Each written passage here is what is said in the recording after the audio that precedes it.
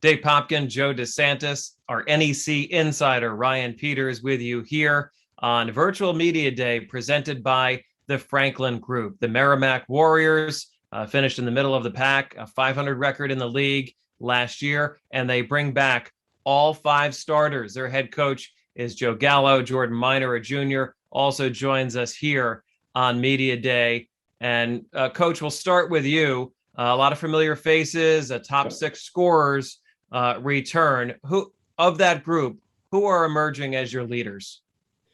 You know what? Here, it's kind of always been by committee, right? Someone asked me the other day who our captains were, and we really don't do captains.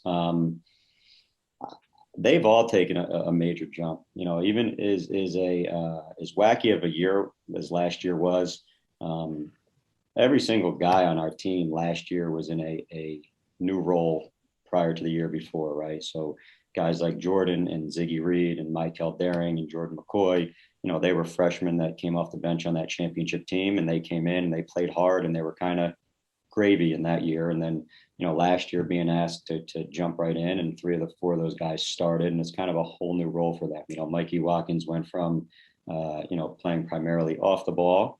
Javaris leaves, and now he's got the ball in his hands, 90% of the game. So it was a kind of a new feel for all those guys.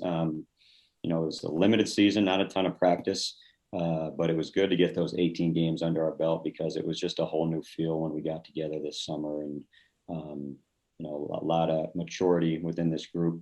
I think we got 8 guys that are 21 years old or older. Could even be more than that at this point. So it's just good to be back to normalcy. We had a great summer, a great preseason. Like most people, probably light years ahead of where we were this time last year. That zone makes you guys so hard to play against. Any tweaks to it this year? Any changes overall to your offensive or defensive styles? No, it's like I saw a great quote the other day. Greg Maddox would say, "I'm throwing an 89-mile-per-hour cutter, and most of you guys aren't even going to swing at it." So that's what we're doing. We're not changing anything on that end, and it's kind of what we've hung our hat on. Hey, Jordan, how's the team looking in practice? I'm sorry. Oh, we look really good. I think a key for us is just maximizing each day. Looking at last year, we would have practice, on and off. So we're really taking the opportunity to prepare for each day, and we're really maximizing that opportunity and not letting day slip by without us getting better. Go ahead, Joe. What do you have for these guys? Yeah, sorry, Dave. Coach, Dave brought up your zone, and I always refer to it when we're broadcasting your game as a zone on steroids. Yeah. And while you have everyone back, and that's great, it's all about the players, but the fact that you're back with your system, I think is most important. So I'm a young high school coach, and you're teaching me your zone. Yeah. Give me some of the most important points and kind of, show our viewers why your zone is different. And Dave, you made another great point.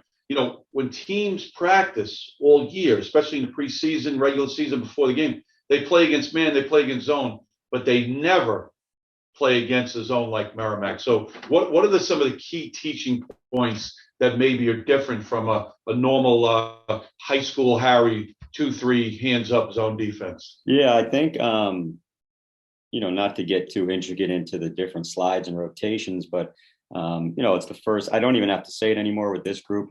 4 years ago, I probably had to, in the first team meeting, say, guys, when you hear zone, this doesn't mean we're going to sit back and pack in the paint and let people shoot and hope they miss. We're trying to attack. We're trying to dictate what shots people are taking. So I just think the effort and energy that we play it with, the hand, I know we could say, 2 hands high, but are people really holding their team accountable to always having those active hands? And I would just say, regardless of, as a high school coach, whatever defense it is you're teaching, it's the accountability level, right? It's usually our best segment of practice is that defensive segment. And there's not a basket that happens. I probably could learn from this in coaching. On offense, we like to give a little more freedom. We don't stop it a whole lot, but there's not a basket that happens in our practice that we don't stop in dead stone and recreate what just happened, why that basket was scored and whose fault it was. So I think a lot of it is they just get to the point where they don't want to be the guy that lets their teammate down, and they don't want to be the guy that gets scored on. And we chart all that stuff. We can tell you after practice, who gave up how many points. Our guards on one of the teams today gave up 2 top of the key threes to Malik Edmund, right? And they know there was no one else on the court that could have guarded those plays, so that they know they're getting charged 3 points against them. So I just think the effort, the energy, and then the accountability of, I think with zones, people are scared to play it because they don't really know whose fault it is when someone scores, and we always know whose fault it is. I want to ask you about your personnel. Obviously, we know about Jordan, and you got everybody back, Mikey Watkins.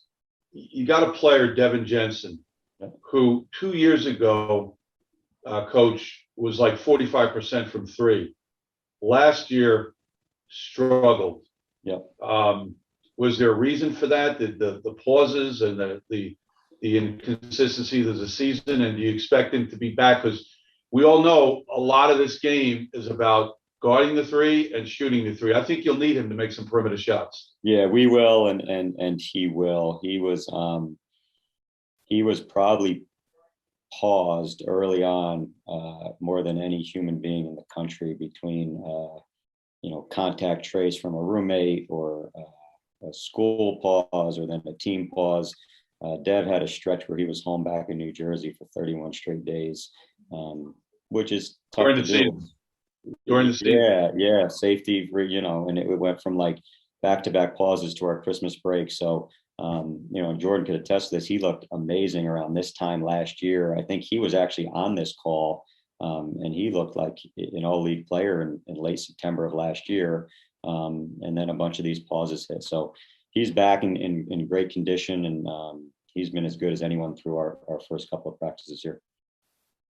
I think the 45 is obviously, it's tough to do, but I think for him to do 31 is even tougher to do. I mean, he's a 40 guy, pretty much in the books. Ryan, what do you have for these guys? So Joe, I know you preach balance with this team, but you have a sophomore in Malik Edmund. He's an all rookie guy last year, 8 points a game, 5'9", 5'10". He could dunk the ball. We saw it at Central Connecticut. He's got a great quick first step. I'm assuming he's going to have an expanded offensive role. Can you elaborate on that? And what is his potential going into his sophomore year? Yeah, he can score with the best of the guys in this league. His thing last year, he was hurt by limited practice time, right? The one thing about when you get older with us, you naturally, I know you're supposed to get better as you get older. With our defensive system, you truly get better and better each year. I mean, a guy like Dev Jensen, he couldn't go point A to point B as a freshman, and now he's as good of a wing defender as we have. So with Malik last year, he's going to have the same offensive role this year as he did last year. He's just going to have more opportunity and more minutes to showcase that. And it was tough at times to keep him on the court because it wasn't his fault. He just didn't get he didn't have a summer. He didn't have a preseason. He had a stretch of 7 practices in 41 days. So when it got, late game or second half, it was tough to trust that he was going to know what to do defensively. But, the guy averaged 7 points a game in 13 minutes. He's playing much better defensively. His teammates really respect how hard he plays and all the work he puts in. So, everyone kind of knows when he has the ball that anything could happen. When I dug into the analytics for this and the research, one stat that kind of stood out to me was you were 61% effective field goal percentage on your transition opportunities last year. And you didn't get out in transition very much, but you have guys like Jordan, like Mikey Watkins, like Malik, as you mentioned, who could really finish in the open court. Are you going to be looking to capitalize a little bit more on those transition opportunities? Yeah, we will. I mean, we get stops we want to go. I think it's a little misleading, our tempo, because people also take a very long time to shoot against us. But we also we say break with caution. You don't want to just run just to puke up a bad shot. But if we can get out, if we can get Jensen and Daring some transition threes, obviously Jordan rim running, the way Mikey and Malik, I think you gave me the stat. Those 2 guys were the first 2 guys under 6 foot to shoot above 50% from 2 since Tony Lee, and we all know how good Tony was. So we have some really good layup makers, really good finishers. So we will look to capitalize and get out and transition some more.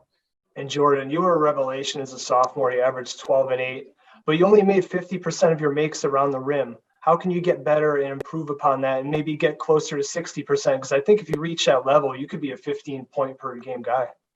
Of course. I think a lot of it is, as I get older, the game's kind of slowing down for me a little bit more, seeing more when to shoot, when to pass. So I think for me, this summer, the game has slowed down tremendously for me. So I think that's going to help with my field goal percentage. But not only that, but also helping my teammates get open shots too. Yeah, your teammate Ziggy Reed, I'm intrigued by him because he really kind of stepped up late in the year, averaged 16 a game, 6 rebounds a game. You play right next to him in that 2-3 zone. Talk about his talent and what he brings to Merrimack. He's someone that brings that every day. All the guys here believe in him, trust in him to do what he does, and that's score when he needs to, and get stops on the defensive end. So he's a big part of this team for us. Hey Jordan, how far can this team go? My freshman year, we won it, and I think we can get it back there. This summer, a little bit of the fall has been, I think, great for us. We've really embraced each other and bought into each other, bought into what what everyone else can do. So I think that's tremendous for us. And, us 4 freshmen that were on the freshman team when we won it, we know what it takes to get there. And I think we're hungry to get back there. So. Guys, we appreciate you joining us. Have a great season. Thank you. All right, we'll see you soon. That's Merrimack, Mount St. Mary's coming up next. Franklin Group presenting NEC Men's Basketball Virtual Media Day on ESPN3 and on necfrontrow.com. Don't go away.